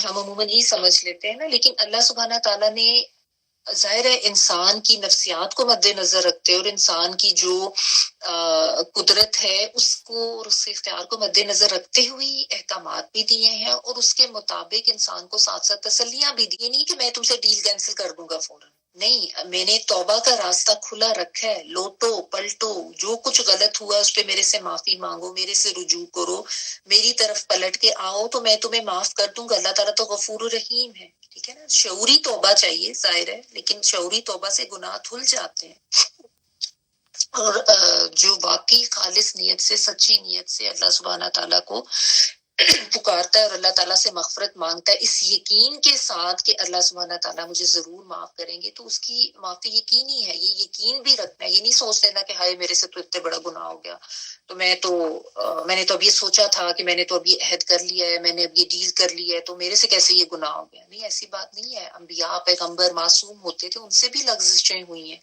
अल्लाह के बड़े नेक बंदों से भी हो जाती, किसी से भी हो सकती है। लेकिन वो हदीस हमेशा याद रखा करे, कुल्लु बनी आदम खताऊं व खैरुल खत्ताईन अत्ताइबून, तमाम बनी आदम खताकार है, बेहतरीन खताकार कौन है? अत्ताइबून। यहाँ पे ये वर्ड आ रहा है ना, अत्ताइबून, तौबा करने वाले। और फिर इसमें भी आप देखें कि सबसे पहले अल्लाह ताला ने उस सफाई और उस क्लेंजिंग का जिक्र किया है। होता है ना, जैसे आपने घर में फर्ज करें कोई फर्नीचर लेकर आना है तो आप उस जगह को क्लीन करते हैं कि अच्छा अभी एक नई चीज अब मैं करने जा रहा हूँ तो ये जगह जरा अच्छी तरह से क्लीन हो जानी चाहिए।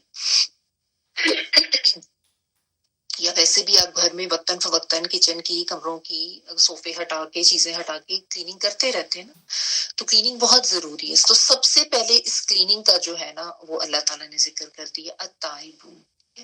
तो इसको अपनी जिंदगी में शामिल कर लें, तौबा और अपनी जो क्लेंजिंग है हर तरह से ये करते रहें। अच्छा, फिर हमेशा हम जो ताइब या तौबा, इसका मतलब जो है ना वो इस्तिग़फ़ार के हवाले से ही लेते हैं कि जिसने तौबा कर ली, जिसने गुनाहों पे माफी मांग ली, जिसने अपने आप को सुधार लिया, जो अल्लाह ताला की बख्शिश पे यकीन रखते हुए उससे माफी मांगता है।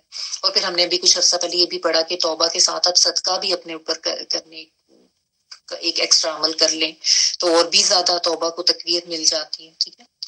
लेकिन जिस तरह मैंने आपको बताया ना, अगर आप इसका लफ्जी मायना लें, तौबा का क्या मतलब होता है? लौटना पलटना। तो आज हम इसको ना जरा एक थोड़े मुख्तलिफ मायनों से भी लेते हैं कि ये तो ठीक है कि ताइब का मतलब या ताइबून का मतलब जो अपने गुनाहों पे, लग़्ज़िशों पर इस्तिग़फ़ार करने वाला है, लेकिन इसको जरा एक दूसरे एंगल से भी अगर आज हम देखें, लौटना पलटना, तो इसका मतलब ये भी हो जाता है कि ये वो लोग होते हैं जो हर जिंदगी के लम्हे में, हर किस्म के मामले में अल्लाह सुब्हाना ताला की तरफ लौट के जाते हैं।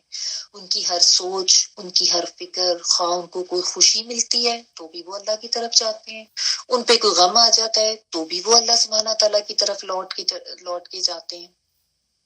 यानी हर मामले में, हर कदम पे उनको अल्लाह सुब्हाना ताला की याद रहती है। ठीक है। अगर कोई परेशानी आती है तो भी उनको अल्लाह ताला याद रहते हैं, अगर कोई खुशी मिलती है तो भी अल्लाह ताला याद रहते हैं, और वो हर चीज को, अपनी हर कामयाबी को भी और अपनी हर खुशी को भी अल्लाह ताला के साथ ही मंसूब करते हैं। ये नहीं कि खुशी में उछलने लग गए, वाह देखा मैंने तो ये किया, मैंने तो वो किया, और मेरे तो आइडियाज होते ही ऐसे हैं, और ये और वो, और सिर्फ गमी में अल्लाह की तरफ चले गए, या परेशानी में और खुशी में जो है वो अल्लाह को भूले रखे। नहीं, یہ چیز یاد رکھیں کہ انسان کے اوپر پریشانیاں بھی آتی ہیں، خوشیاں بھی آتی ہیں، اتار چڑھاؤ آتے ہیں، مصیبتیں آتی ہیں، آزمائشیں آتی ہیں، لیکن اگر جن لوگوں کا معاملہ یہ ہے نا کہ ہر طرح کی سچویشن میں وہ دوڑ کے اللہ کی طرف جاتے ہیں، وہ اللہ تعالیٰ سے مدد مانگتے ہیں، مصیبت میں بھی ہے تو اللہ سے مدد مانگتے ہیں، اور خوشی میں بھی اللہ کے آگے سجدہ شکر ادا کرتے ہیں اور اس کو یاد رکھتے ہیں، تو وہ بھی التائبون ہے۔ یعنی اب ہم اپنے آپ کو اس طریقے سے چیک کر سکتے ہیں کہ میرے پہ مصیبت آئی تھی تو میں اللہ کی طرف گئی تھی، تو کیا میرے پہ خوشی آئی ہے تو بھی میرا دھیان اللہ کی طرف گیا ہے؟ اگر تو ہر غمی کے موقع پر، مصیبت کے موقع پر بھی اللہ ہی یاد آتا ہے اور انسان کوئی واہ ویلا نہیں کرتا اور یہ نہیں کرنے لگتا یہ تو میں نے ایسے کر دیا، یہ فلاں نے میرے ساتھ یہ کر دیا، وہ تو ہے ہی ایسا، اس نے مجھے نقصان دے دیا، اور اسی طرح ہر خوشی کے موقع پر بھی وہ یہ نہیں چھلانگے مارنا شروع کر دیتا کہ میں نے یہ کر لیا، میں نے وہ کر لیا۔ اگر تو ہر طرح کے موقع پر خیال اللہ کی طرف گیا ہے، ہر طرح کے معاملات میں اللہ کی یاد آئی ہے تو سمجھ لیں کہ ہم سودا کر چکے ہیں اللہ کے ساتھ، ٹھیک ہے۔ اور اگر اللہ تعالیٰ کی طرف خیال نہیں جاتا، انسان یا تو جزا فضا کرنے لگ جاتا ہے یا ادھر ادھر لوگوں کی طرف جانے شروع کر دیتا ہے، اچھا اس کو دیکھ لیتا ہوں یہ میرے کام آ جائے گا، اور اپنی تدابیر کے اوپر وہ غور کرنا شروع کر دیتا ہے، یا لوگوں کو بلیم کرنا شروع کر دیتا ہے، یا قسمت کو بلیم کر کے اس پہ رونا شروع کر دیتا ہے، تو پھر سودا نہیں ہوا، ٹھیک ہے نا۔ جس کو یہ پتا ہوگا نا کہ مصیبت اللہ کی طرف سے آئی ہے وہی نجات دے گا، یہ خوشی اللہ تعالیٰ کی طرف سے ملی ہے، میں نے اسی کا شکر ادا کرنا ہے، جو میں کام کرنے جا رہا ہوں اس میں مجھے اللہ کی ہی مدد چاہیے، اور نتیجہ بھی اللہ کے ہاتھ میں ہے، میرا کام ایفرٹ کرنا اور اسباب اختیار کرنا ہے، لیکن مجھے بھروسہ مسبب الاسباب پہ کرنا ہے، جو بھی نتیجہ ہوگا وہ اللہ کی طرف سے ہوگا۔ جو اس طریقے سے سوچ لیتا ہے تو الحمدللہ اس میں ایمان بھی ہے اور التائبون والی صفات بھی ہیں کہ ہر معاملے میں وہ اللہ کی طرف ہی رجوع کرتا ہے۔ یعنی آپ کہہ لیں کہ یہ پوری زندگی کا ایک طریقہ ہے، ایک منہج جس کی زندگی کا یہ بن جاتا ہے نا کہ تنگی میں بھی، فراخی میں بھی، خوشی میں بھی، غمی میں بھی، مصیبت میں بھی، ہر لمحے میں جس کی سوچ اللہ کی طرف جاتی ہے، جس کو خیال اللہ سبحانہ تعالیٰ کی کا آتا ہے، وہ اسی کا شکر ادا کرتا ہے، وہ اسی کے سامنے روتا ہے جا کے، اسی کو اپنا غم بتاتا ہے، اسی کو اپنا مالک و مختار سمجھتا ہے، وہ اپنے آپ کو بالکل اللہ کے سامنے سبمٹ کر دیتا ہے، اپنے آپ کو کچھ بھی نہیں سمجھتا، جس میں اتنی انتہا کی عاجزی ہوتی ہے، اور اس کو اتنا توکل بھی ہوتا ہے اپنے رب کے اوپر، اور پھر وہ صبر بھی کرتا ہے اور وہ شکر بھی کرتا ہے، تو وہ دونوں طرح سے اجر لے لیتا ہے، ٹھیک ہے نا۔ یہی تو فرق ہوتا ہے ایک کافر منافق میں اور ایک خالص ایمان والے میں نا، کہ کافر و منافق کو تنگی آئے گی وہ رونا دھونا کرے گا، جزا فضا کرے گا، ہائے بائے کرے گا، بے صبری کرے گا، گناہ کمائے گا، ٹھیک ہے۔ اور جب اس کو کوئی خوشی ملتی ہے، فراخی آتی ہے، تو وہ اتراتا ہے، اپنے اوپر فخر کرتا ہے، تو اس میں بھی وہ گناہ لے لیتا ہے، ٹھیک ہے نا۔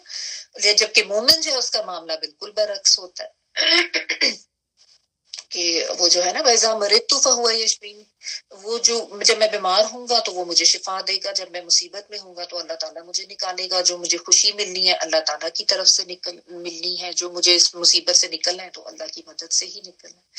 تو ہر معاملے میں اگر آپ کی سوچ اللہ کی طرف لوٹتی ہے تو آپ سمجھ لیں کہ آپ نے یہ ڈیل کر لی ہوئی ہے، آپ نے اپنی زندگی کا منہج ایسا بنا لیا، کیونکہ میں نے کہا نا یہ تو پورا ایک لائف سٹائل ہے آپ کا، ٹھیک ہے۔ تو یہ التائبون جو ہے یہ پہلی صفات ہے ان صفات میں سے جو یہ اللہ سبحانہ تعالیٰ کے ساتھ ڈیل کرتے ہیں لوگ۔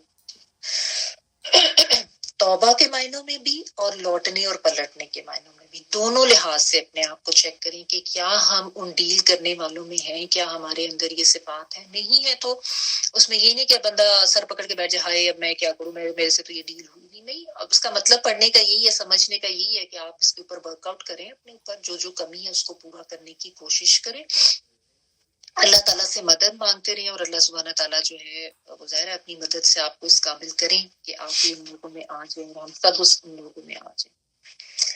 پھر اس کے بعد العابدون، عبادت کرنے والے، قولی عبادت، بدنی عبادت، مالی عبادت، ہر طرح کی عبادت اس میں آ جاتی ہے، ٹھیک ہے۔ تمام طرح کی عبادات، چاہے نماز، روزہ، قرآن، ذکر، اذکار، اور اس کے علاوہ جو ہے نا عبادت جو ہے وہ چونکہ بندگی کے معنوں میں بھی آ جاتا ہے نا، تو تو یہ اس طرح سے بھی آپ لیں گے، یعنی ہر لمحے میں اس کو، اس شخص کو یہ یاد رہتا ہے، اس ایمان والے یا اس مومن کو یہ یاد رہتا ہے کہ میں نے اللہ کی رضا حاصل کرنی ہے، میں نے اللہ کی بندگی کا عہد کیا ہے، تو میں اللہ کا غلام ہوں۔ تو غلام کی اپنی مرضی تو نہیں ہوتی نا، اس اللہ نے کہا اٹھ جاؤ تو اٹھ گئے، اللہ نے کہا لیٹ جاؤ بیٹھ جاؤ کر لو تو وہی کرنا ہے۔ مالک تو جو کہتا ہے غلام وہی کرتا ہے، تو اللہ سبحانہ تعالیٰ کی طرف سے بس پھر جو فیصلہ، جو حکم ہے، جو اس کی مرضی ہے وہی میں نے مان، ٹھیک ہے نا۔ اور اپنی مرضیاں، اپنے خیالات، اور اپنے نہیں یہ نہیں ہو سکتا، یہ ایسے نہیں ایسے ہونا چاہیے تھا، یہ کیوں مجھے حکم دے دیا، یہ چیزیں پھر ابدیت کا جو اظہار کرتے ہیں یا ابدیت میں جو خود کو لے آتے ہیں، ان کے یہ معاملات نہیں ہوتے، ٹھیک ہے نا۔ وہ پھر پکی طرح سے اللہ کی غلامی میں اور پکی طرح سے اللہ تعالیٰ کی ابدیت میں چلے جاتے ہیں، ہر چیز اللہ کی مرضی کے مطابق کر رہے ہوتے ہیں، اور اس کے ہر حکم کو مان رہے ہوتے ہیں، اور وہ کمپلیٹ سبمیشن میں چلے جاتے ہیں۔ صفات ابھی بہت ہے، میں چاہ تو رہی تھی کہ میں اس آیت کو کمپلیٹ کروا لوں، لیکن آلریڈی ٹائم بہت زیادہ ہو گیا، تو ہم انشاءاللہ تعالیٰ اس آیت کو جو ہے اچھے طریقے سے نیکسٹ ویک کر لیں گے، کیونکہ ظاہر ہمارا مقصد تو یہ ہے نا کہ ہم سمجھ کے پڑھیں، جلدیاں نہیں کرنی کہ اچھا بھی یہ بھی کر لیں وہ بھی کر لیں، تاکہ جو کچھ تھوڑا بہت حق ادا ہو سکتا ہے، کیونکہ ظاہر قرآن کا حق تو ادا کوئی کر نہیں سکتا، لیکن کوشش یہ کرنی چاہیے کہ جتنا بہترین طریقے سے ایک ایک لفظ اور ایک ایک آیت کو ہم سمجھ سکیں، تو اس کے لیے چاہے ہمیں زیادہ وقت بھی لگانا پڑے وہ ہم لگائیں گے۔ تو اس کو ابھی ہم یہی تک رکھتے ہیں، انشاءاللہ تعالیٰ نیکسٹ ویک اللہ کے حکم سے اور اللہ کی مدد سے اس کو کمپلیٹ کر لیں گے۔ ابھی یہاں تک تلاوت سن لیتے ہیں۔ جی پلیز تھوڑی سی آیات ہیں، ایک ہی آیت ہے میرے خیال میں، تلاوت سن لیتے ہیں۔ جی